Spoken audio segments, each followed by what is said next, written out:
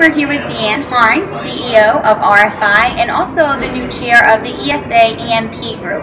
Thank you so much for spending time with us, Deanne. How are you? I'm doing well, thank you. Good. Lately we've been seeing a lot of interactive services entering the industry. How do you see possible challenges or success stories from security integration and monitoring companies in relation to this? Well, it's really starting to look like the customer needs to be, our customer service needs to be more IT savvy. When you sit down now, you're sitting down with IT representatives as well as facilities and security. Right. And it really is becoming everything opening up, the architecture opening up to where now more things can be remotely, monitored and diagnosed. And so now all of a sudden our service department is changing the way that it looks as well as interact. Right. With the tech skill set that we're looking for, being more IT-centric than just your break-fix people, which is still necessary, but at the same time, if I can have somebody go in and handle something remotely and do some health monitoring is big.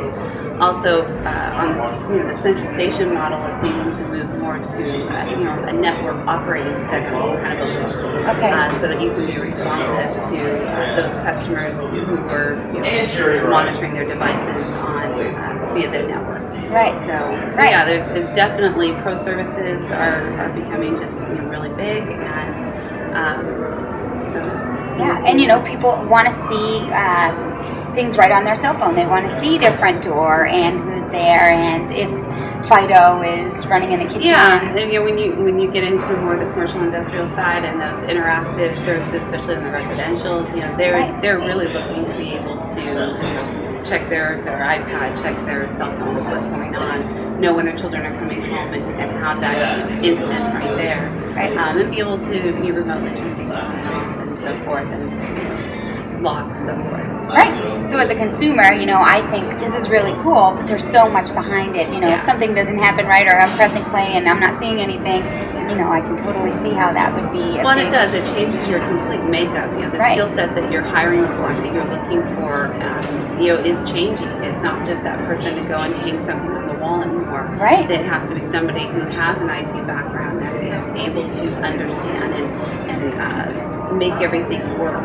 And sometimes it's not as simple, and can communicate on the on the more the corporate side of things. To be able to communicate with those IT managers and be able to reassure them that what we're doing is not going to hurt their network. Right. I mean, that must be very difficult because you're looking for someone with an IT background, someone that can communicate with IT, but someone who's representing your brand and communicating with your customers as well. Exactly. So you need people that can scale.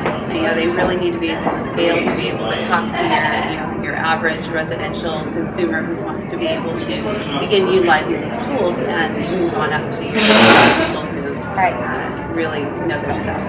So you've got a task set out for you. Yeah. It's kind of just changing the way we look, and it's something that we've been doing a little bit over time. And it's just really with the way technology is really changing now.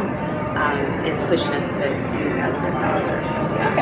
Do you see any other business trends that affect the industry at all, or economic trends, anything? Well, the trends on with POTS going away, we have a central station as well. So for us, and other integrators that have central stations, or other people just have central stations in general, POTS lines going away, the 2G being affected. These are all opportunities. They're huge opportunities. Right. But at the same time, it's also a threat down the road. And so, with that is how to best, approach have a game plan together to go out and touch your customers and, make sure that they understand and can see the ways that on the commercial and residential side that you can upsell to these other services and get them off the POTS and utilize things that some of these people are just now more comfortable with.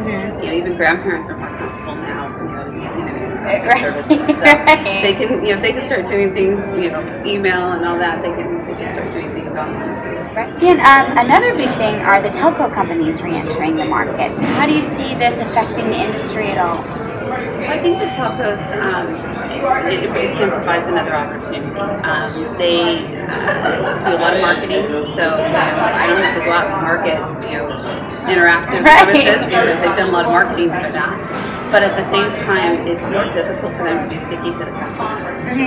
It's the customer service, the service of their systems. You know, it's more difficult to be good at everything that the telcos are trying to do and put that best foot forward. And it's just not easy to do. And we're good at what we do. You know, as an industry, we know our business and we have relationships with our customers, and it's very difficult to take that away and to achieve that stickiness that we've been able to achieve in the industry over the years. So. And there's definitely a buzz out there with all the mass marketing that they've done. People are now very aware that they can see who's at their front door, change their thermostat all from their cell phones, and you know, that must be a huge, you know, jumping block for a lot of people. It's definitely something that you can play off of, you know, especially when you're going back and touching those customers again, that, you know, with the pot signs going away and the trends that are coming, you know, down the road, they're already doing it for us. So it's like, oh, yeah, you know, you've seen that on TV. Right. They're not hearing it we for can do that too. First time. Oh, absolutely. and you know, the response is always, we didn't know you could do that. Oh yeah. So it's really, that part's been good. Right. So it is an opportunity. You know, they'll be out there, they'll be taking a bit of market share, but it's still an opportunity for us to upgrade. Well, Dan, you're no stranger to the industry, so I wanted to kind of pick your brain a little bit to find out what the best business advice you've ever gotten was. Well, you know, one of the things that I was just actually talking to somebody a couple of days ago about some neighbors I was walking down the street, and we started talking about what I was going to be doing here, and I said, hey, you know, dwelling on the problem. When you really, if you start dwelling and start really focusing on the problem, it takes you off your game. You really need to focus on the solution.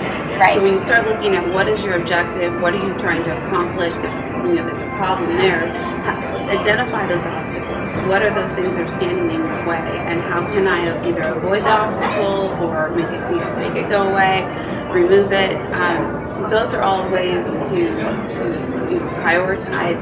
How am I going to get to this big objective that I need to get to be able to provide the solution, and then not be afraid to look at what other people do.